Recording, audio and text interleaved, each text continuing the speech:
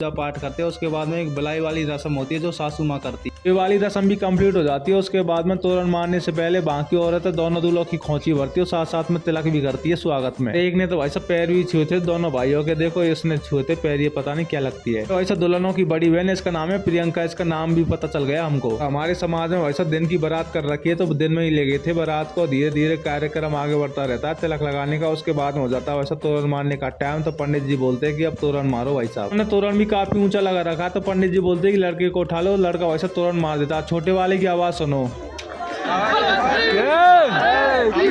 तुरंत मारने के बाद दोनों भाई सराय पर पैर रखकर गृह प्रवेश कर जाते और बैठा देते दोनों भाइयों को मंडप के नीचे। थोड़ी देर में कन्यादान शुरू हो जाएगा, लेकिन मैं चला जाता हूँ ऐसा बारातियों की तरफ, क्योंकि खाने पीने का प्रोग्राम चालू हो जाता है तोरण मारने के बाद ही। इधर में बैठे हुए हमारे ठेकेदार और ये सभी के सभी भाई ये बोल रहे थे कि हमको भी ब्लॉग में ले ले, क्योंकि इनको सबको पता है कि मैं ब्लॉग बनाता हूँ, तो ये बुरा ना माने इसलिए मैंने सभी को ब्लॉग में ले लिया, सबकी वीडियो बनाई भाई साहब। उसके बाद हम भी बैठ जाते खाना खाने के लिए। देखो इधर में बारातियों के लिए हवा की जा रही बीजना से। खाने में दाल बाटी चूरमा था भाई साहब, मजा आ गया खाने में, एक नंबर माल था, बोले तो एकदम झकास। खाने के बाद में वैसा बारातियों को विदाई में रुपए भी देते, तो 60 रुपए मिले थे टोटल। इधर में इंतजार कर रही है वैसा कि कब हमको विदा मिले और कब हम जाए यहाँ से। इधर में गोलू और सुनील बैठे हुए और देखो गुटका भी थे वैसा बारातियों के लिए। खाना खाने के बाद आ जाता हूँ मैं मंडप के नीचे। इधर में आकाश बैठा हुआ वैसा पानी पी रहा है धार हो चुका है। कन्यादान चालू। सबसे पहले लड़की के माँ बापों को बुलाते हैं, क्योंकि वही करते हैं सबसे पहले कन्यादान। कन्यादान करने के लिए जो जोड़ा से आते हैं, मतलब भाभी होती है ना जो लड़कियों की, उनके लिए वैसा गोला बता से ले जाते हैं हम। तो ये गोला बता से मांग रहे हैं।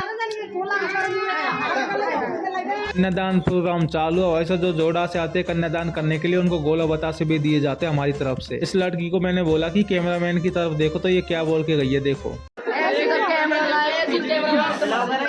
बैकग्राउंड से एक आवाज आ रही है कि ये ब्लॉगर है ब्लॉगर। इसी के साथ में धीरे धीरे वैसा कन्यादान का प्रोग्राम आगे बढ़ता रहता है। और ये वाली जो औरत है ना, ये वैसा लड़की की भाभी है तो मजाक कर रही है देखो इससे। उसके बाद में आ जाती है गरम गरम चाय लेकर आई थी उस लड़की को, बोला कि आए कर दे ब्लॉग में। उनको पता भी नहीं चल रहा कि असली वाला जोड़ा है नकली वाला जोड़ा है। कन्यादान करने के लिए आते हैं तो वैसे ही नकली जोड़ा ले आते हैं, क्योंकि नारियल बतासे लेने होते हैं इनको। वैसा कन्यादान में बहुत ज्यादा टाइम लगा दिया उन्होंने, कम से कम 4-5 घंटे तो मंडप के नीचे ऐसे ही बैठा रखा था कन्यादान के लिए। लास्ट में तो जो कुंवारे लड़के थे ना, उनके भी नारियल बतासे मांगने लग गए थे। वैसे ये लड़कियों का भाई है, ये तो कोई भी आजा सबके लिए वैसा नारियल बतासे मांग रहे थे ये।